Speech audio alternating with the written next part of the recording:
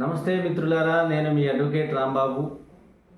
Alimony కానీ maintenance కానీ తీసుకున్న మీ భార్యకు రెండవ పెళ్ళి అయితే ఏమవుతుంది అనే విషయాన్ని మనం ఒకసారి పరిశీలించినట్లయితే, డివోర్స్లో భాగంగా మీ భార్య వన్ టైం సెటిల్మెంట్లో భాగంగా కొంత మొత్తాన్ని అలిమోనీ ఇచ్చిన తర్వాత మీ భార్య రెండవ పెళ్లి చేసుకున్నట్లయితే ఆ అలిమోనీ అనేది ఎట్టి పరిస్థితిలో తిరిగి రాదు మీకు.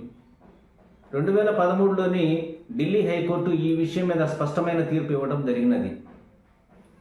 అంతేకాకుండా ఒకవేళ మీరు మీ భార్యకు మెయింటెనెన్స్ ఇస్తున్నట్లయితే, రెండవ పెళ్లి చేసుకున్నదనే విషయం మీరు గ్రహించినట్లయితే, ఏదైనా కారణాలతో మీ భార్య రెండవ పెళ్లి చేసుకున్నట్లయితే, ఆ విషయాన్ని మీరు కోర్టులో ప్రూవ్ చేయగలిగినట్లయితే మీరు ఇచ్చే మెయింటెనెన్స్ అనేది తిరిగి చెల్లించాల్సిన అవసరం అనేది ఉండదన్నమాట.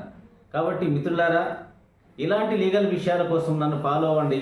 ఎందుకంటే చట్టం సామాన్యునికి తెలియాలి. జై హింద్.